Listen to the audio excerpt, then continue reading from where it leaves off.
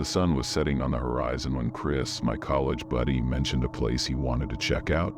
His eyes sparkled with a mix of excitement and apprehension as he described a cluster of abandoned houses in the forest. Something in his voice made me hesitate, but the adrenaline of adventure spoke louder. "Come on, Jake," he insisted. "It'll be fun." I nodded. Remembering our past explorations in college, we grabbed our flashlights and set off. The forest swallowing the last traces of daylight. The trail was narrow and winding, tree branches reaching out like bony fingers trying to grasp us. The silence was oppressive, broken only by the sound of our footsteps and labored breaths. After an hour of hiking, we spotted a cluster of houses in the distance. As we approached, I noticed the buildings weren't as old as I expected. The modern siding contrasted with their air of abandonment. A gravel road snaked between the residences, as if a community had tried to flourish there. But something had gone terribly wrong. Graffiti covered the walls, silent witnesses to previous visitors. Chris and I approached the first house, its interior empty except for weeds sprouting between the floorboards. Suddenly, a loud crash echoed through the forest, making us jump. We exchanged nervous glances, but decided to go in anyway. The ground floor was empty, but the upper floor, it was as if the darkness was denser there, swallowing the light from our flashlights. The short corridor had only 2 doors, and what looked like an attic entrance. We opened the first door, revealing another empty room. That's when we heard it, dragging footsteps in the grass outside, approaching the house. We froze, listening to whoever it was getting closer. The steps stopped at the front door. "Hello?" A hoarse, trembling voice called out. "I just want to talk, I won't hurt you."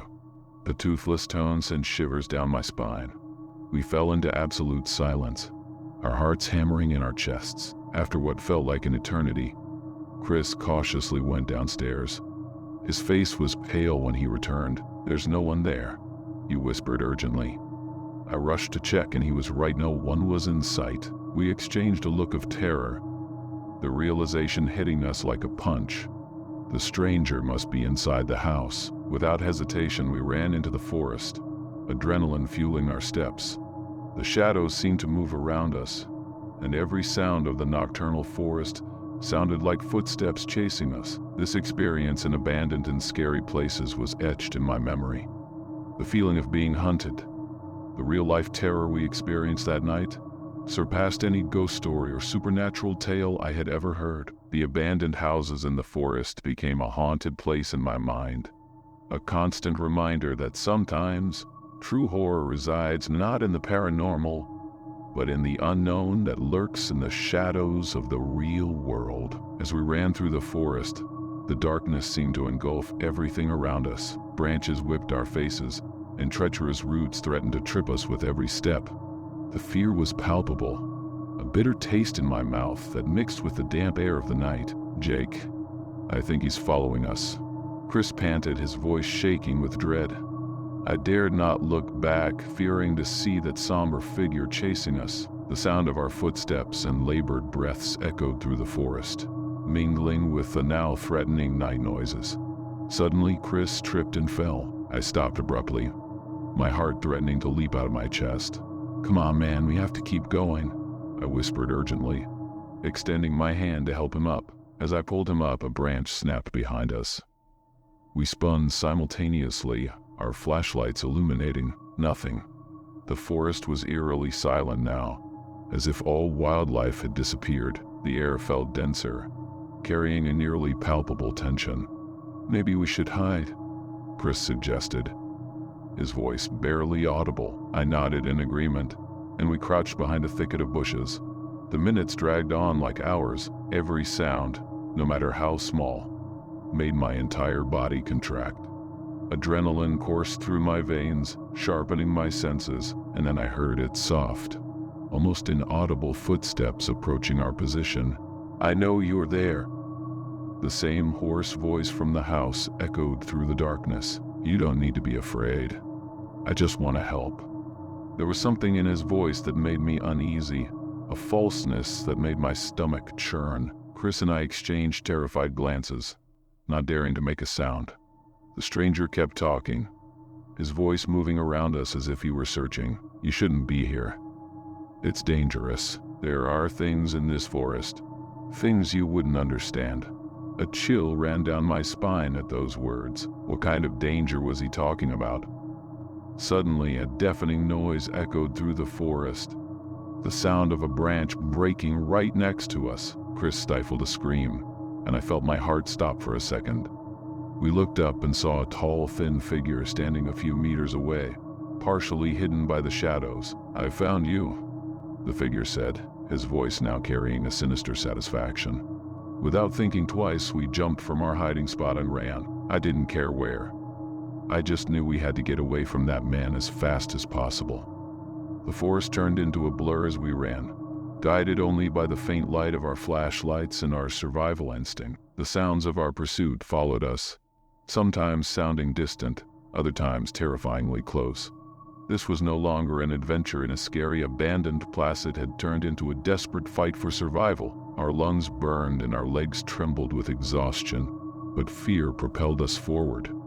The forest seemed infinite, a labyrinth of shadows and terrifying sounds. Suddenly, Chris grabbed my arm, pulling me behind a thick tree. "Jake, look," he whispered, pointing to a clearing ahead. In the center was a peculiar structure, a worn-down wooden cabin, almost swallowed by vegetation. It was as if we had stumbled upon a real-life horror tale, a scary place that shouldn't exist. We hesitated for a moment, silently debating whether we should risk going in. The distant sound of breaking branches decided for us. We ran to the cabin, our hearts pounding in our chests. The door creaked open, revealing a dark and dusty interior. "Quick, let's hide," I whispered, pulling Chris behind a fallen cabinet. The musty, decomposing smell was suffocating, but we dared not make a sound. We stayed there, motionless, listening intently for any sign of our pursuer.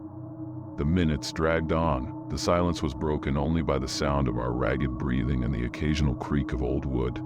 Then, we heard it, slow, deliberate footsteps approaching the cabin. "I know you're in there," the hoarse voice called out, making my blood run cold. "You don't need to make this harder than it needs to be." The door slowly opened, its rusty hinges squealing.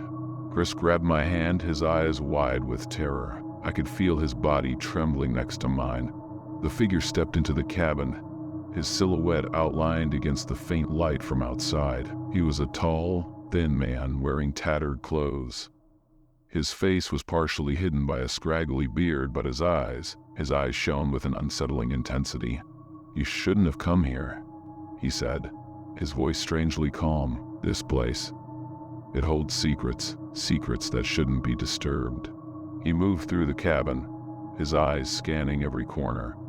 At that moment, I made a decision. I squeezed Chris's hand, signaling silently. When the man turned, we jumped from our hiding spot. Chris ran for the door while I grabbed a loose board from the floor. The stranger turned, surprised. "Wait!" he shouted, but it was too late. I swung the board with all my might, hitting him on the shoulder. He stumbled back, crying out in pain and surprise. We didn't wait to see what would happen next. We ran out of the cabin, back into the darkness of the forest.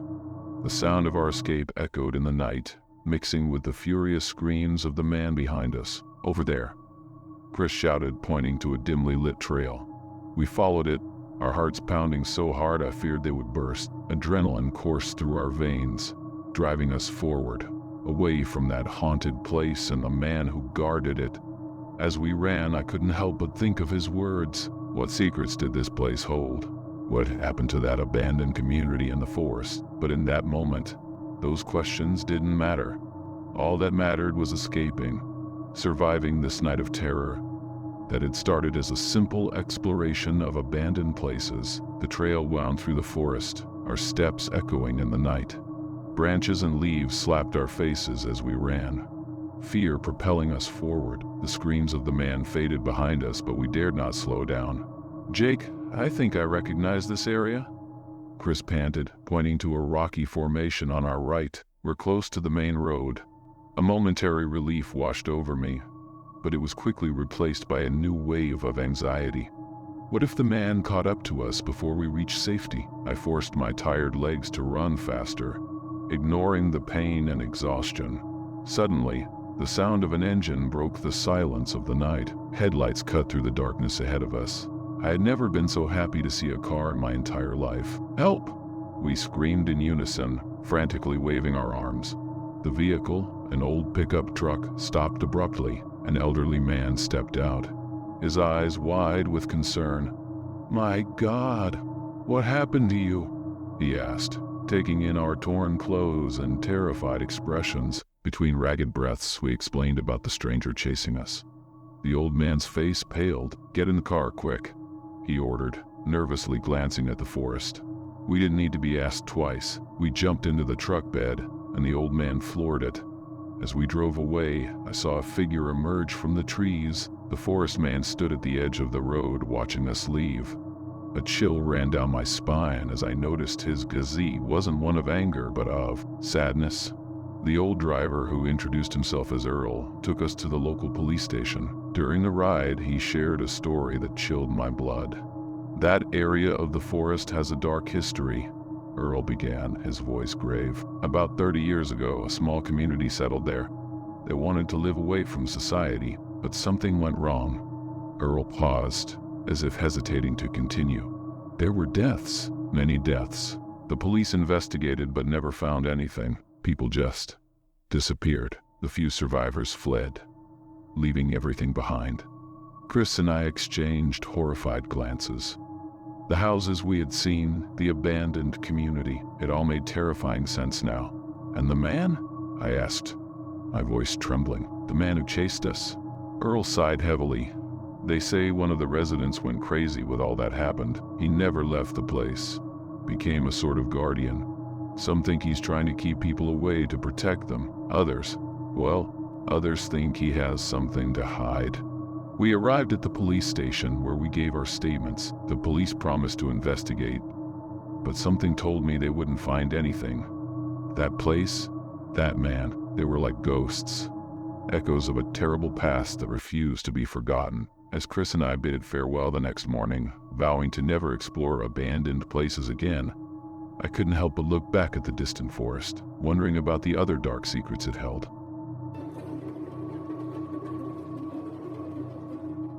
The relentless rain pounded against my windshield, reducing visibility to almost zero. I, Ethan Cooper, was on the 4th day of my cross-country trip to Maine, navigating the winding roads of Pennsylvania. My fuel was running low, and my stomach twisted with anxiety as each passing mile brought no sign of a gas station. Then, like an oasis in the desert, I spotted a small station hidden among the trees. I could barely contain my relief as I pulled up next to the rusted pumps. However, my joy was short-lived. Both pumps were broken, refusing to release a single drop of fuel. Frustrated, I turned my attention to the adjacent building. A faint, flickering light emanated from within, offering a glimmer of hope. "Maybe there's someone inside who can help," I thought, ignoring the voice in the back of my mind screaming that something wasn't right. I approached the fogged-up door, my steps echoing in the sepulchral silence that enveloped the place. The creak of the door as I opened it sent shivers down my spine. The interior of the store was a scene of destruction and abandonment. Toppled shelves, scattered products on the dusty floor. Everything indicated that the place had been deserted for years. A single light bulb hung from the ceiling in the back of the store, casting grotesque shadows on the peeling walls. The air was thick with the pungent odor of mold and decay. My heart raced, and a sense of dread began to settle in my chest. This was not a place to be alone at night. I swallowed hard, feeling my throat tighten with growing fear. Common sense finally overrode my desperate need for help. The rain continued to fall, now mixed with a dense fog that seemed to engulf everything around me. As I approached my car, my heart nearly stopped. A shadowy figure stood next to the vehicle, completely drenched, his eyes fixed on the fogged-up windows. Terror gripped me, and before I could stop myself, a scream escaped my lips. "Hey, who's there?" The stranger slowly turned towards me, his face partially hidden by the darkness and the mist. For a moment, our eyes met, and I felt a chill run down my spine. Then, to my horror, His eyes shifted to something behind me, towards the abandoned store. Instinctively, I turned to look. There, standing at the entrance of the store, was a man, his long black hair stuck to his pale face, and his eyes. His eyes had a terrifying gleam that paralyzed me for a moment. Without warning, he started running towards me, his movements quick and determined. Panic took over me. I ran to my car, my hands trembling as I struggled to get the keys out of my pocket. I managed to open the door and jump inside, but not before hearing the heavy footsteps rapidly approaching. The black-haired man reached my car, his hand slamming against the window as I turned the key in the ignition. The engine roared to life, and I floored it. As the car sped away, I heard a horrible sound of metal being scraped. Through the rearview mirror, I saw the man holding a knife, the blade sliding along the side of my vehicle as I pulled away. My heart was pounding wildly as I drove down the dark road, the exhaust fumes mixing with the mist. My fingers clutched the steering wheel so tightly that my knuckles turned white. Adrenaline coursed through my veins as I blindly drove down the dark road, the rain pounding against the windshield. My mind was in turmoil, filled with images of the drenched stranger and his terrifying gaze. The car started sputtering and my heart sank. Fuel. In my haste to escape, I had completely forgotten that the tank was almost empty. The engine coughed one last time before dying completely, leaving me stranded in the darkness of the Pennsylvania night. I slid to the shoulder, trembling uncontrollably. The sudden silence was deafening, broken only by the sound of rain beating against the car roof. I nervously glanced over my shoulder, half expecting to see the mysterious stranger emerge from the fog at any moment. With trembling hands, I grabbed my cell phone. To my relief, there was a signal. I quickly dialed the emergency services, my voice shaking as I reported my approximate location and the terrifying events at the abandoned gas station. The wait for help felt like an eternity. Every shadow on the road, every sound from the surrounding forest made me flinch. Images of the abandoned station, the soaked stranger next to my car, and the man with the knife kept flashing through my mind. That place, with its atmosphere of abandonment and decay, seemed straight out of a real-life horror story. Hours later, sitting in the local police station, I still trembled as I recounted my experience to Detective Caleb Winters. His wrinkled face creased into an expression of concern as I described the abandoned station, the strange man by my car, and the threatening man with the knife. "Mr. Cooper," Winters began, his deep voice echoing in the silent room. "What I'm about to tell you may be hard to believe, but that gas station you described, it's been closed for over a decade." My blood ran cold. "What do you mean?" "I saw a light in there, Detective. Someone was there." Winters sighed, running his hand through his gray hair. "We've received similar reports to yours in recent years. Solitary travelers, rainy nights, a station that seems to be operational, but when we investigate, we find only ruins." I swallowed hard, feeling a chill run down my spine. "And what about the man, the one with the knife?" The detective hesitated for a moment. "There was an incident years ago. The station owner, well, he went crazy. He attacked some customers before disappearing into the woods. He was never found." My mind spun with these revelations. The abandoned station, the mysterious man, it all seemed like something out of a scary tale, but it was terrifyingly real. "Mr. Cooper," Winters continued, his tone softer now, "you were very lucky to escape. Not everyone has been so fortunate." I left the station that night with more questions than answers. As I drove to the nearest hotel, I couldn't stop thinking about what could have happened if I hadn't fled. The road ahead seemed darker, each curve potentially hiding disturbing secrets. That night in Pennsylvania will forever be etched in my memory. A vivid reminder that sometimes the scariest stories are not just campfire tales, but lived experiences that haunt us long after they're over. The abandoned gas station, lost in the night's mist, remains a mystery, a dark chapter in the history of that region, waiting to terrorize the next unsuspecting traveler who ventures onto its lonely roads.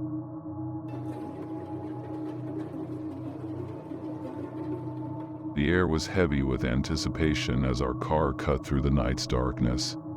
Heading towards Cairo, Tristan, Ryan, and I had heard stories about this semi-ghost town in the Midwest, and curiosity had finally driven us to explore it on that Memorial Day weekend. The headlights illuminated the empty road, surrounded by vast fields of corn stretching to the horizon. When we finally entered Cairo's main street, a chill ran down my spine. The darkness was almost palpable, broken only by a few distant lights from still inhabited houses. We parked next to a worn brick building, its faded sign reading, "Liquor." The wind howled through the deserted streets, making the dry leaves dance around us. Ryan, always the bravest, took the lead. We slowly walked down the main street, our flashlights illuminating the way. On one side, wooden houses reclaimed by nature rose among invasive vines. On the other, old shops lined up like silent sentinels of a forgotten era. That's when we saw a building that stood out in the desolate landscape. It was an old theater, its ornate facade contrasting with the decay around it. A rusted sign still hung, proclaiming Gem Theater. Next to it, an empty ticket booth seemed to wait for customers who would never come again. "Let's go in," Tristan whispered, his voice barely audible over the rustling leaves. Without hesitation, we approached a broken window and, one by one, climbed into the dark belly of the abandoned theater. The smell of mold and decay hit us immediately, making my stomach churn. Our flashlights barely illuminated the debris-covered floor, casting dancing shadows on the peeling walls. As we ventured further into the Gem Theater's lobby, the wooden floorboards creaked under our feet, echoing through the empty structure. The air was heavy, laden with untold stories and forgotten memories. Ryan, always the most curious, froze suddenly, his eyes wide with fear. "Do you guys hear that?" he whispered, his voice slightly trembling. "It sounds like someone is walking upstairs." Tristan and I stood still, straining to listen. The silence was oppressive, broken only by the occasional creak of the old wood settling. We attributed the noise to the natural sounds of an old building, but an uncomfortable feeling started to settle in my stomach. We decided to go upstairs to the balcony, our steps cautious as we ascended.